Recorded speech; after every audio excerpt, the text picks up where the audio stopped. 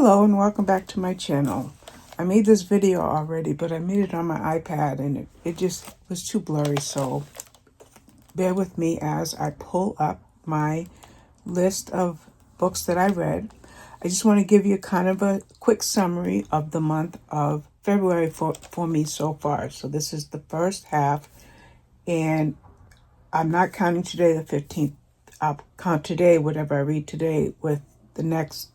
Anyway, you've seen, if you're watching my channel, you've seen two shorts. One that showed the first 16 books I read in this month of February, and then the newest short is the 16 books I read during the second week of February, which brings us, like I said, to a total of 32 books. So bear with me while I bring up my library. So I'm not going to go through all 32 books that I read this month because that would take too long, but I do want to give you some highlights as to what I read. Now, I'm always reading continuation of series. So the first book that I continued with the series is The Orphan at the Irish Adoption House. It's the Irish Adoption House Book 3 series. And I have read them all, and they are written by Michelle Vernell, so I want to share that with you. Another standout for this month is that I was able to read my first Afrofuturism books. I've never read anything in that genre, but I did join a challenge this month, and because I joined that challenge, Afrofuturism was one of the prompts. So those three books were Binti Home, and Binti, The Night Masquerade.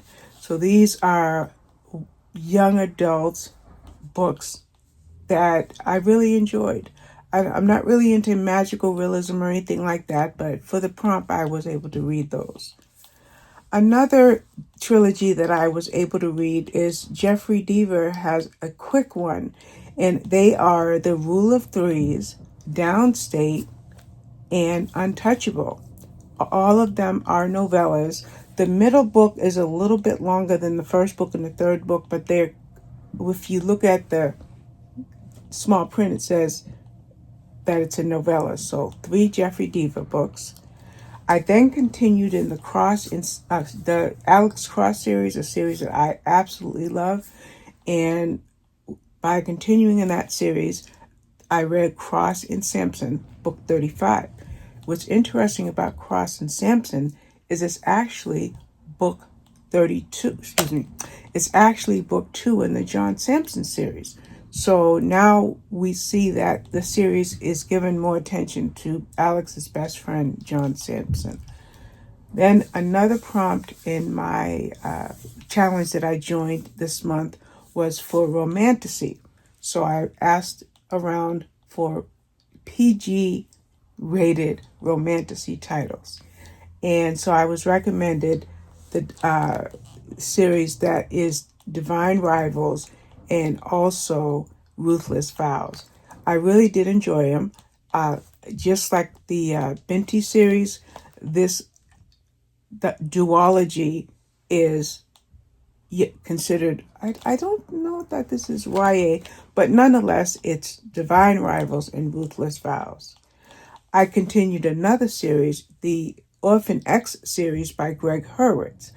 I have read all the previous books in the series, and we have Evan Smoke, or The Nowhere Man, or Orphan X. He goes by any of those monikers, and he first was a trained assassin, grew up in the orphan program, and everybody in the orphan program was named a letter, so he is Orphan X.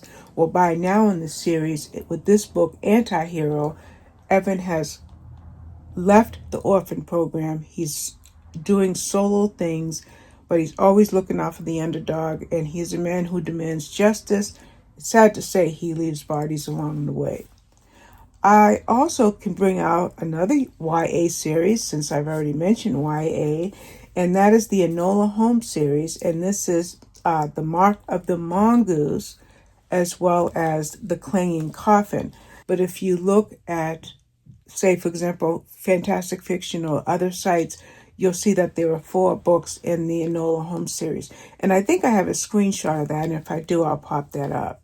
So what else could I mention to you here? Oh, I can mention that Judge Stone came up as an audiobook offer on NetGalley, and it is written by James Patterson and Viola Davis and narrated by Viola Davis. And let me tell you, when I was listening to that book, I would say that her voice, the voice, and when I say her voice, I don't mean Viola Davis's voice, I mean her character, who she is, or how she portrayed herself when she was in that series, How to Get Away with Murder. Very strong characterization. I really, really enjoyed that. So because I read that, I went ahead and listened to Finding Me, which is her memoir. Now, both of these were audiobooks. One was from NetGalley, one I got from my library. But what was interesting about Viola's memoir is she's 5 years younger than I am. And we've lived a lot of similar experiences in our younger years. And that's being Black, that's being poor, that's being mistreated, that's being abused. And so I could really relate to that. So I'm kind of glad I got Judge Stone, because by getting Judge Stone, I found Finding Me. And since I mentioned a memoir, Finding Me, let's talk about the Marla Gibbs memoir that I read this month so far, and it's called It's Never Too Late. And it was never too late for this poor Black woman, again, difficult history, difficult family history, and she came to the scene in Hollywood later with the Jeffersons in 227, and she spits out a lot of great advice, and I just love that memoir. I'd also like to mention to you, and I am looking down so I can bring up what stands out to me, is Ben Crump's Worse Than a Lie. It's a Bo Lee story for book 1. Bo is Beau. He is an attorney who fights for the rights of his kind, his Black people. In this case, we have Officer Hollis, 25-year history of being a cop. He gets pulled over wrongly. His plate doesn't get checked. His ID doesn't get checked. He gets slammed to the ground and ultimately is shot by 4 cops. And it turns into a big issue of race. So we have our lawyer, Bo Lee, who gets asked to oversee this case because as it stands, he already had a discrimination case against him. And now he has this case where he's being charged as a part of a crime and not given a voice. And so our lawyer, Ben Crump is the lawyer who wrote the book. Our lawyer, Bo Lee, represents him. And it's the first book in the series. I can't wait to read more of it. And I'm so glad to tell you about it because it is Black History Month. So check that out. And then we have First Sign of Danger by Kelly Armstrong.